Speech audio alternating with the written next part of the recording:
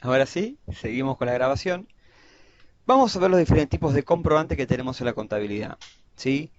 Uy, no pensé que iba a salir tan chiquito, pero bueno, sale bastante chico en la diapositiva. Pero bueno, la idea es que nosotros utilizamos diferentes tipos de documentación para poder, eh, comprobantes para poder registrar. Vamos a ver de que no todos los comprobantes son o significan una registración contable. ¿Sí? Es muy importante analizar eso y entenderlo. ¿Mm? Si tenemos que clasificar los tipos de comprobantes, debemos saber que hay comprobantes de origen interno y de origen externo. ¿Sí? Cuando son de origen externo son confeccionados por otros entes y nosotros los utilizamos. ¿Sí? Cuando son de uso interno son emitidos y confeccionados por el ente. ¿Sí? Obviamente los podemos utilizar y los podemos emitir hacia afuera, hacia un externo, o puede ser información que está interna en el ente. Bien. El primero de todos es la orden de compra. ¿Sí? Órdenes de compra. ¿Sabe lo que es una orden de compra? ¿Alguien sabe lo que es una orden de compra? Es un documento interno que utilizan las empresas para mandar ordenar, ¿sí?, la compra de alguna unidad o de algún material o lo que fuera. ¿Sí? Obviamente que uno lo ve en las grandes empresas cuando tienen organizados el sistema de información contable. Mm, sí. ¿Sí? ¿Vos lo utilizás en auditoría? Alguien habló, creo. Yamila, ¿vos haces auditoría? No, pero en mi empresa lo que hacen es mandarnos orden de compra para poder facturar. Ok, Sin la orden de compra a veces no se puede facturar. correcto. Sí, es un buen dato. Es un documento interno. ¿Sí? Bien. Remito. ¿Alguien sabe lo que es el remito? ¿Sí? Es un documento que respalda la entrega de bienes, ¿sí?, cuando uno compra. Hoy van a ver que el remito se envía siempre junto con el flete. ¿Sí? Claro. Van a ver que en el mismo no se incluye el precio de los bienes. ¿Sí? Obviamente el original va para el comprador y el duplicado va para... Si en el duplicado consta la firma del que lo recibe y queda para el vendedor. Pero bueno, esto es muy importante. Sí, totalmente. Depende de, porque algunos queda para el transportista. Depende de cómo esté organizado. ¿Es muy importante este documento? Sí, cuando estamos hablando de grandes empresas o de grandes quiebras es fundamental que las facturas estén acompañadas con los remitos. Sí, es fundamental. Acá tenemos el ejemplo de un remito. Sí, todos están en el libro Mm, de... Sí, perdón, una pregunta. ¿Por qué es necesario el remito? Como que verifica que vos entregaste el producto y que está bien que me facture. exactamente, sí, por ejemplo, Ah, en las ok. quiebras, en las quiebras siempre se busca que esté el remito junto con la factura para ver que vos vendiste porque se tiene el miedo de que vos puedas, o sea, emitir facturas que no, que sean falsas, que sean, no que es la Ah, copy ok. paste, ¿sí? Y para evitar Perfecto. eso, si vos tenés un remito, estás diciendo que vos facturaste, vendiste una mercadería, ok, tenés el remito de haberlas entregado. Este PowerPoint no está en el campus virtual, después lo subo. Otro remito, otro comprobante es la factura, ¿sí? Es el documento que respalda, ¿sí?, la compra-venta. Hoy en día, aparte de la factura, también tenemos el ticket, ¿sí? Hoy en día la factura, vamos a ver que es 100% digital, electrónica. Obviamente que se verifica la transacción, obviamente que verifica, le da sustento a la transacción y aparte estamos cumpliendo con normas impositivas, ¿sí? Normas legales impositivas con la emisión de una factura. Y eso es muy importante. Van a ver que hoy en día los responsables, vamos a tener diferentes categorías, vamos a tener monotributistas, vamos a tener responsables inscriptos y vamos a tener algunos agentes exentos, ¿sí? Pero cuando vemos la factura vamos a ver que tenemos la categoría A, ¿sí?, la categoría B y la categoría C principalmente. Después hay otras categorías de factura. Cuando estamos hablando de A, es cuando un responsable inscripto le vende a otro responsable inscripto. Cuando estamos hablando de B, es cuando un responsable inscripto le vende a otros sujetos, ¿sí? Que no son responsables inscriptos. Y la factura C es específicamente cuando un monotributista le vende a otros monotributistas, a consumidores finales o a otros responsables inscriptos. Hay otros tipos de Una factura. pregunta. Sí, ¿La factura de crédito electrónica dónde entraría, digamos? es una factura de crédito electrónica. Vamos a ver que es un caso nuevo de la FIP, ¿sí? Sería parte de la factura, porque sería como una orden de compra. En realidad, no una orden de Ok. compra. Vos vendés la factura y en esa factura después se te convierte como una especie de pagaré que se va Sí. a un fondo fiduciario. Sería parte de la factura, pero es algo específico que lo vamos a ver, no te preocupes en el curso. La factura E, Profe, sí, la factura E es la factura de cuando una persona exporta hacia afuera, ¿sí? La factura E tiene esa característica. Sí, una consulta. ¿Me puede repetir? La C es de monotributista a monotributistas hacia otros monotributistas, consumidores finales o responsables inscriptos. bárbaro, gracias. ¿Sí? Acá pregunta para la factura E. La factura E es cuando estamos hablando de exportaciones. Es cuando un responsable inscripto exporta bienes y servicios hacia afuera o cuando un monotributista exporta servicios hacia afuera, ¿sí? Y no importa. Porque vamos a ver que está muy cuidado quienes pueden exportar, ¿sí? Y y hay un caso específico que es la factura de crédito electrónica, ¿sí? Es un caso específico que en la República Argentina se instrumentó hace poco tiempo y el tema era de que vos das una factura y si en ese tiempo esta gran empresa no te pagó esa factura, vos podés ir a un fondo y podés descontar esa factura. Ese sería el objetivo de la factura de crédito electrónica. ¿Qué Mira, ventajas tiene? Sí,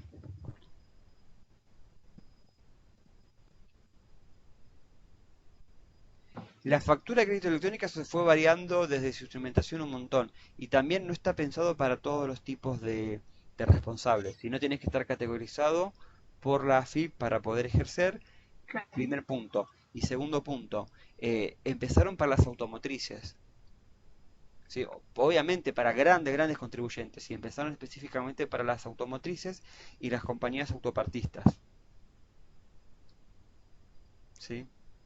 Pero bueno, ya vamos a ver más adelante una clase específicamente de esto. Pues es una de las perlitas que tenemos. ¿Sí? Vamos a ver nota de débito y nota de crédito. ¿Sí? Lo que es la nota de débito, ¿sí? Es cuando tenemos que informar un incremento en en la factura. ¿Sí? Vamos a ver que esto funciona. Uno emite la factura y emite esto cuando hubo un error de cálculo, ¿sí? O hubo facturación de intereses o demás, ¿sí? Uno va a Por emitir. ejemplo, también cuando, por la cotización del dólar, cuando una factura se paga en dólares a la fecha de carga de la factura, digamos, que uno lo registra y la Obviamente, fecha de pago es otra, entonces te sí, envían una nota de débito por la diferencia. es verdad. También hoy en día existe la posibilidad de facturar en dólares directamente, ¿sí? Pero bueno, muchos no lo usan. Pero también tenés la posibilidad de poner la factura electrónica. Bien, otra cosa importante de la factura. Vamos a ver que el AFIP habilita la posibilidad de tener facturas talonarios, ¿sí? Escritos, solo en caso de emergencia, cuando no se puede utilizar el servicio de facturador online. Por ejemplo, vamos a ver que hay algunos monotributistas que pueden utilizar la factura siempre y cuando esa factura no esté online el servicio de AFIP para poder facturar. ¿Mm? Bien. Nota de crédito, ¿sí? Se relaciona con la factura, cuánto ha disminuido el valor, ¿sí? Cuánto hay devoluciones de bienes o cuánto hay errores de facturación, ¿sí? Eh, Esto es importante, pero es algo más impositivo, que uno va a sumar la factura de débito y la factura de crédito, lo que es el débito y el crédito fiscal, ¿sí? Se va a sumar, no es que voy a restar una factura, eso la FIP no lo permite. Órdenes de pago, ¿sí? ¿Qué es una orden de pago? Es un documento interno en donde se autoriza el pago el pago, ¿sí?, de una factura. Esto es importante porque esto tiene que tener un nivel de validación en las empresas. ¿Para qué es esto? Para evitar cualquier tipo de fraude. Si hay una orden de pago en tesorería, seguramente van a haber diferentes órdenes de firma quien autoriza esa orden de pago. ¿Se entiende? ¿Sí? Bien, recibo, ¿sí? Es un documento que respalda pago o una cobranza realizada, ¿sí?, al titular de la obligación. Esto se utiliza para pagos parciales o pagos totales, valores recibidos, etcétera. ¿Sí? Cuando ustedes van, siempre pidan un comprobante, chicos.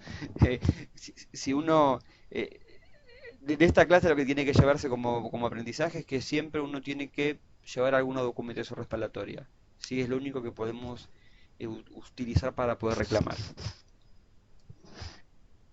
Cheque, ¿sí? ¿Qué es un cheque? ¿Alguien lo puede definir?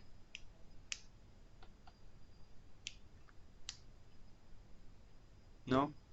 Cheque es una orden de pago, ¿sí? ¿Qué más? Simple librada, ¿sí? Se emite a través de una entidad bancaria, ¿sí? Y la persona física o jurídica va y titular del cheque puede cobrar ese cheque, ¿sí?, teniendo en cuenta el importe, fechas, número, etcétera. Vamos a ver que hay firmas autorizadas y demás. Hoy en día se está utilizando el e-check en muchas instituciones, ¿sí? Y todo el mercado tiende a utilizar cheques electrónicos. Hay otras dos instrumentos que se utiliza, que es el DEBIN y es el CREDIN, ¿sí? Que es más, yo autorizo una transferencia o yo te pido que me transfieras, ¿sí? Eso es lo que es el DEBIN y el CREDIN, que hoy en día lo podemos ver tanto en Manerico como en Link, ¿sí? Cuando estamos hablando de los cheques podemos encontrar tres clases de cheque, ¿sí? Los comunes, los de pago diferido y los cheques cancelatorios, ¿sí? Primero, cheques comunes se pagan, o sea, vos emitís el cheque y se pagan a partir del día de la emisión, ¿sí? Y tienen 30 días para su cobro. Lo que ha pasado en los últimos días, no sé si ustedes escucharon, que el Banco Central lo que hizo fue decir, bueno, en tantos días no hay clearing bancario y se transfiere el plazo para los cheques que estaban en marzo, fin de marzo. Los cheques diferidos son los cheques que tienen una fecha de cobro posterior, ¿sí? Y a partir de esa fecha tienen 30 días para cobrarlo, ¿sí? Y el cheque cancelatorio, ¿sí?, es un medio para pagar grandes sumas de dinero y es emitido por el Banco Central de la República Argentina, ¿sí? ¿Qué pasa si yo no cobro el cheque dentro de los 30 días?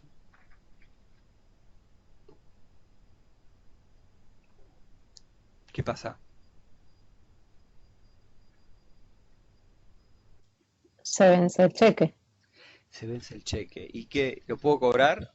No, No. pasados los 30 días no. ¿Y si vos no lo fuiste a Y cobrar, qué pasa?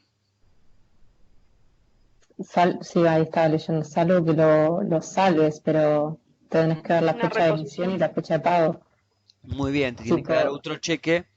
Bueno, si en realidad, si hay buena predisposición, si hay mala predisposición, la persona que emitió el cheque va a decir, yo te lo di, vos no lo fuiste a cobrar, problema tuyo, ¿sí? En este sentido. Pero uno va a pedirle que por favor le renueve el cheque porque tuvo un problema y no lo pudo cobrar, ¿sí? Si hay buena predisposición le van a dar otro cheque, se lo van a cambiar, ¿sí? Lo puede posdatar, pero bueno. Profe, Sí, una vez vencido el cheque, esa plata vuelve al original, digamos, al que lo estaba emitiendo. en realidad es que nunca lo fuiste a cobrar. O sea que la plata siempre estuvo en la cuenta del que lo emitió. Claro, ¿sí? Ah, listo. Sí, eso es lo que tienen de... muchos dicen que si ya pasó el plazo, ya está, vos no lo cobraste, el orden de pago estuvo, la intención de pagar estuvo, vos no fuiste a cobrarlo, ¿sí? Si hay buena predisposición te lo van a salvar y te van a reponer el cheque, no hay problema. ¿Sí? Si vas al banco no lo vas a poder cobrar, es verdad eso, acá quiero que puso Diana. Si vas al banco, ¿sí? Obviamente no lo vas a poder cobrar, porque dice, señora, pasó el plazo del cheque, no lo vino a cobrar a tiempo y forma, vuelva, ¿sí? Otra cosa es que el cheque no tenga fondos, ¿sí? Si vos vas dentro del Hola. plazo. Sí, Ay. Igual también lo que podés hacer en el caso de que te reboten un cheque es hacer una nota de débito y otra vez tu cliente debería pagarte esa nota de débito ya, con los intereses que implica. podría ser, pero bueno, vos pensás que si hay que ver por qué no lo cobraste. Si fue un error tuyo, lo vas a hablar, vas a intentar salvarlo. Ah, no, sí, sí, si te Sí, pasaste de la fecha, sí. claro. Y bueno, después hay un tema con los cheques que no tienen fondo, que vos vas a son diferentes situaciones. Si vos vas a cobrar un cheque que no tiene fondo, bueno, esto es otro tema. Vamos a ver que son cheques cruzados, ¿sí?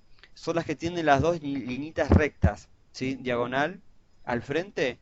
Significa de que no se puede cobrar en efectivo y que solo se puede depositar en cuenta, ¿sí? Cheque cruzado le hacen dos linitas al costado, ¿sí? Cheque al portador es que no tiene el beneficiario y lo puede cobrar cualquiera que lo tenga en su poder. Cheque a la orden, ¿sí? Lo puede cobrar el beneficiario el cual fue hecho el cheque, ¿sí? Se puede endosar. Y no a la orden, y esto hubo varios conflictos porque en el libro está mal, ¿sí?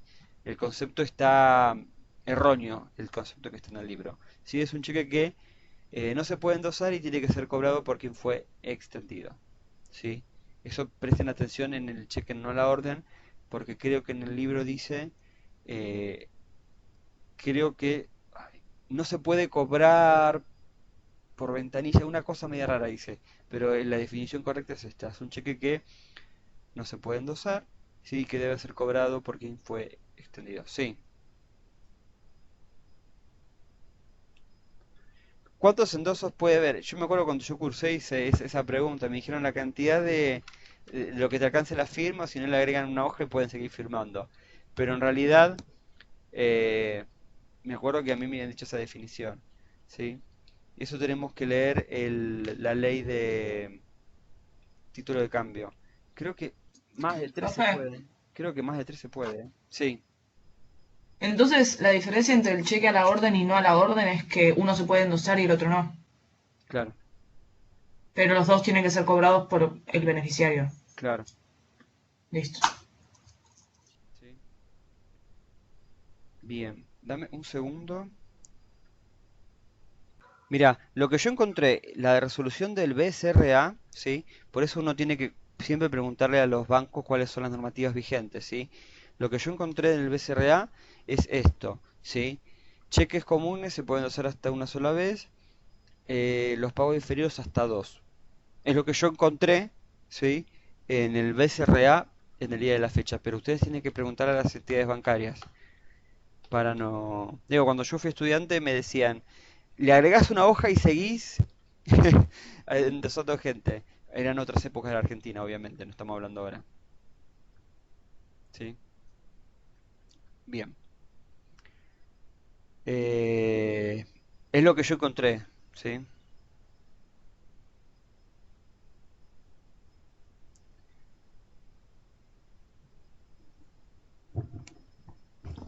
Acá dice el cheque al portador, ¿sí? Es el cheque que no tiene especificado y puede ser cobrado por cualquiera que tiene en su poder.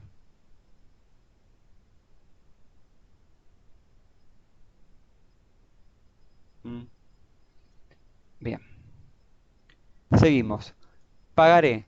¿En qué casos utilizamos el pagaré? ¿Sí? Recuerden de que es un instrumento para documentar deudas. ¿Sí? Promesa de pago. Correcto. ¿Sí? Incluye el lugar, incluye la fecha. ¿Sí? Bien, ¿en qué momentos uno firma pagaré? ¿Sí? Cuando uno, por ejemplo, pide un préstamo bancario, uno termina firmando un pagaré. ¿Sí? O hasta un préstamo hipotecario. ¿Sí? Vamos a ver que uno firma un pagaré y es lo que tiene la empresa, lo que tiene la financiera para poder en un momento posterior ir contra, o sea, ir si uno no paga para pedir la ejecución de esa deuda. ¿sí? Uno tiene que ser cuidadoso cuando los confecciona. Boleta de depósito. Si estamos hablando de la de boleta de depósito, eh, se ha ganado juicios por pagarés que la gente firmó en blanco. En realidad, si vos estás firmando, lo que importa es que la firma corresponda con la realidad, ¿sí? Podemos llamar un perito, pero si vos firmaste correctamente, está bien eso, ¿sí? Bien, seguimos. Boleta de depósito, cuando ustedes hacen alguna transferencia a través de ventanilla, o un depósito a través de una ATM, o un depósito a través de una TAS, terminal de autoservicio o cajero automático, a ustedes le van a tener una boleta de depósito, ¿sí? Esa boleta de depósito te dice obviamente que vos le entregaste ese dinero. Hoy en día vamos a ver que tenemos todas las boletas de depósito que son digitales en ese sentido. Boleta de transferencia y demás. Extracto bancario es lo que nos llega todos los meses, ¿sí? Para poder ver los movimientos de la cuenta. Y certificado de depósito a plazo fijo, bueno, esto es algo específico, ¿sí? Que, que es cuando uno hace un plazo fijo, ¿sí? Y te dice que después lo vas a cobrar o te lo van a depositar en cuenta, ¿sí? Y por último tenemos el acta constitutiva. El acta constitutiva de la sociedad termina siendo un contrato, ¿sí? Y este contrato tiene toda la información, los socios, cómo van a aportar el capital y demás. Esto va a depender del tipo societario que tengamos. Hay otros comprobantes que pueden existir y que no los hemos mencionado acá. Por ejemplo, actas de asamblea. ¿Actas de asamblea es un comprobante? Por supuesto. Otro documentación importante es cuando uno compra un auto, tenés el título del automotor, ¿es un comprobante? Por supuesto. Cualquier tipo de contrato que firmemos. Después, un recibo de sueldo es un contrato. Todos los formularios de la AFIP, para nosotros va a ser documentación respaldatoria. Después, no me quiero olvidar, una escritura. Cuando uno hace una escritura, en realidad un contrato de compraventa con un escribano, ¿sí? En ese caso, eso es un documento importante. Después, sería bueno que ustedes en derecho aprendan la validez y la importancia del escribano, de cuando hay contratos que hay que hacerlos, qué es una escritura pública, qué validez tiene, ¿sí? Eso es muy importante y como contadores deberíamos asesorarnos bien siempre, ¿sí? Y obviamente en caso de dudas, consultarle a un escribano por la validez de los documentos. Piensen en que lo único que puede dar validez de un documento, o sea, fe pública de un documento es un escribano, ¿sí? El contador público da fe pública de los estados contables, no da fe pública de una no da fe pública de la fotocopia de un documento, ¿sí? Bien. ¿Alguna duda y consulta de esto? Del tema que vimos hoy.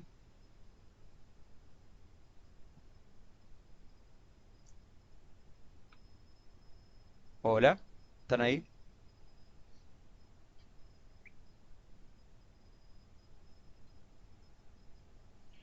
Martina. Profe, Sí. antes un compañero había preguntado qué era endosar. Yo contesté, pero no sé si contesté bien. Ahí no lo ¿Podría leí, decir? disculpa. Si endosar es cuando vos firmás el, el cheque atrás. Si Y ese endosás, cheque lo puedes dar a alguien, ¿no? claro, claro, claro. Vos lo endosás y se lo das a otra persona. Vos cuando vas al banco lo tenés que firmar y lo llevas al banco eh, para cobrar, ¿sí? O depositar. Vos lo tenés que firmar y lo llevas al banco. Después, internamente lo que hace el banco es agarrar ese cheque y entra a cámara, lo que se llama cámara compensadora. Agarran todos los cheques y entre las diferentes entidades bancarias dice, bueno, de tal cuenta me tenés que dar tanta plata, yo te tengo que transferir tanta plata. Y esa cámara es lo que, bueno, hay un sistema que es interbancario que se van transfiriendo entre banco y banco, ¿sí? La plata. Por eso es muy importante tener el documento físico. Cuando estamos hablando del cheque electrónico, lo que se termina haciendo es escanear el cheque, yo escaneo el cheque, ¿sí? Se lo mando a la entidad para que la entidad haga todo este trámite con la cámara compensadora. Pero ¿cuál es el problema importante acá? Que yo tengo que resguardar el cheque 30 días por si me lo llegan a reclamar. La entidad me lo puede llegar a reclamar. Sí, bien. Bueno, si no hay más dudas, vamos cerrando la filmación.